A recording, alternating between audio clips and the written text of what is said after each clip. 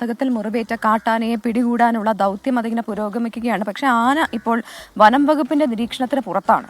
അപ്പോൾ അതൊരു വലിയ വെല്ലുവിളിയാണ്. മാത്രമല്ല ആനയുടെ ആരോഗ്യസ്ഥിതി വളരെ മോശമാണെന്ന് ഇന്നലെ തന്നെ ചീഫ് വൈൽഡ് ലൈഫ് ഓഫീസർ പറഞ്ഞിരുന്നു.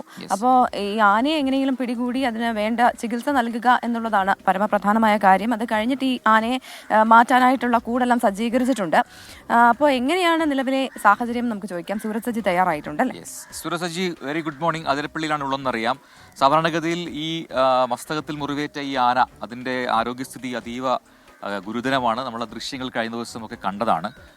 നമ്മുടെ സ്ക്രീനിലേക്ക്, നമ്മുടെ ക്യാമറ കണ്ണിലേക്ക് പലപ്പോഴും നമ്മളറിയാതെ പെട്ടെന്ന് കടന്നു വരാറുള്ള ആനയാണ് എന്ന് എടുത്തു വരാണല്ലോ. ഇപ്പോൾ എന്താണ് ഈ ലൊക്കേറ്റ് ചെയ്യാൻ സാധിക്കുന്നുണ്ടോ? ഏത് മേഖലയിലാണ് ആനയ്ക്കുള്ള തിരച്ചിൽ ഇപ്പോൾ നടക്കുന്നത്? ഈ ദൗത്യ സംഘത്തിൽ ആരൊക്കെ, ദൗത്യം എങ്ങനെ?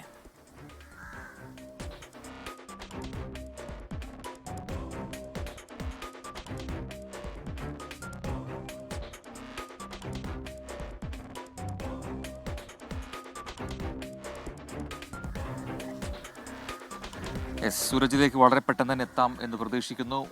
എന്തായാലും ദൃശ്യങ്ങളിലൊക്കെ കാണുന്നത് പോലെ ഈ അതിരപ്പള്ളിയിലെ മസ്തകത്തിൽ മുറിവേറ്റ കാട്ടാന, അതിനെ എത്രയും പെട്ടെന്ന് പിടികൂടുക എന്നുള്ളതാണ്. കാരണം അതീവ ഗുരുതരാവസ്ഥയിലാണ് അതിൻ്റെ ആരോഗ്യസ്ഥിതി ഉള്ളത്. ഈ കോടനാട്ടെ പ്രത്യേക കൂട് നിർമ്മാണമൊക്കെ കഴിഞ്ഞ ദിവസം പൂർത്തിയായിരുന്നു. അവിടേക്ക് എത്തിക്കുക എന്നത്, ആദ്യം ഇതിനെ മയക്കുവെടി വെച്ച് പിടികൂടുക, അതിനെ ലൊക്കേറ്റ് ചെയ്യുക എന്നൊക്കെയുള്ള ദൗത്യത്തിൻ്റെ ഭാഗങ്ങൾ, അത് അതീവ ദുഷ്കരമാണ് എന്ന് അരുൺ സഖറിയ കഴിഞ്ഞ ദിവസം അറിയിച്ചതുമാണ്. ഇപ്പോഴത്തെ പ്രതിസന്ധി കൃത്യമായിട്ട് ആന എവിടെയാണുള്ളത് എന്ന് ലൊക്കേറ്റ് ചെയ്യാൻ കഴിയുന്നില്ല. ആദ്യം അത് ചെയ്യണം, അല്ലേ? എങ്കിൽ മാത്രമാണ് ദൗത്യം സ്റ്റാർട്ട് ചെയ്യാൻ കഴിയുക ഔദ്യോഗികമായിട്ട്. ഇപ്പോൾ ലൊക്കേറ്റ് ചെയ്യാനുള്ള ശ്രമങ്ങൾ നടന്നുകൊണ്ടിരിക്കുകയാണെന്നാണ് മനസ്സിലാക്കുന്നത്. വരും മിനിറ്റുകളിൽ തന്നെ നമുക്ക് ആ വാർത്ത ഉണ്ടാകും എന്ന് പ്രതീക്ഷിക്കുന്നുണ്ട്. 24 ആണ് ഈ വാർത്ത പുറത്തു കൊണ്ടുവന്നത്. പ്രജൻ, മസ്തകത്തിൽ മുറിവേറ്റ കാട്ടാനയെ നമ്മൾ ഇങ്ങനെ കണ്ടതിന് ശേഷം ആ വാർത്ത നമ്മൾ പുറം ലോകത്തേക്ക് എത്തിക്കുകയായിരുന്നു. ഒരിക്കൽ അതിനെ പിടികൂടി ചികിത്സയൊക്കെ നൽകിയതാണ്. എന്നിട്ടും ആ വ്രണം ഭേദപ്പെട്ടില്ല. സൂരജ് സജി.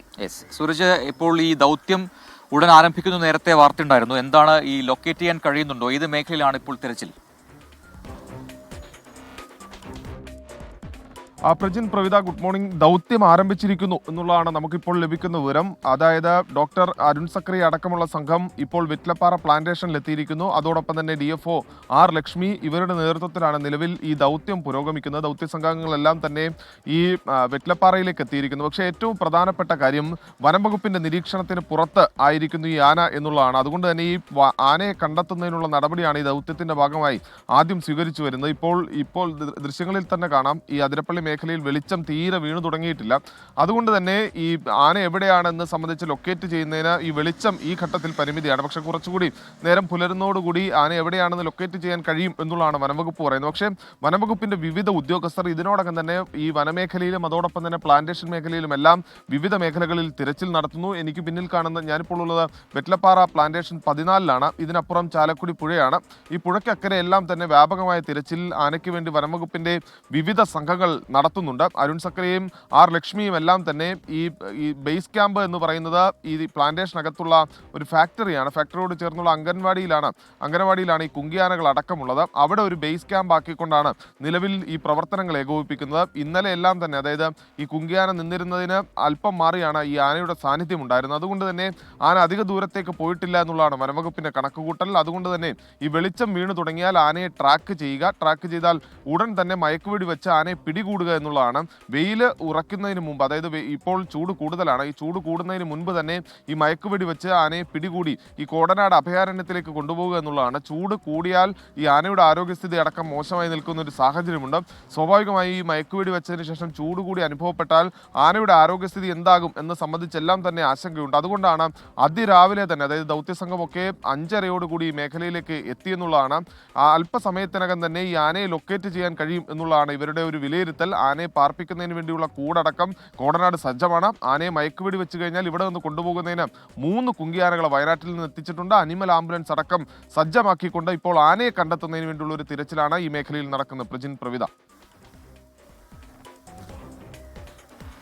ശരി, സൂരജ് സജിയാണ് വിവരങ്ങൾ നൽകിയത്. അപ്പോൾ ആ ദൗത്യം ഇങ്ങനെ പുരോഗമിക്കുകയാണ്. ഇത് നമുക്കും ഈ ആനയെ ഇങ്ങനെ പിടികൂടി ഇതിന് ചികിത്സ നൽകുമ്പോൾ നമുക്കൊരു അഭിമാനമുണ്ട്. കാരണം ആ ആനയുടെ ഈ ദുരവസ്ഥ നമ്മളാണ് പുറത്തേക്ക് കൊണ്ടുവന്നത്. 24 ആണ് വാർത്ത പുറത്തുവിട്ടത്. അപ്പോൾ ആനയെ എത്രയും വേഗം പിടികൂടി അതിന് ചികിത്സ നൽകാനാകട്ടെ എന്ന് നമ്മൾ പ്രതീക്ഷിക്കുകയാണ്.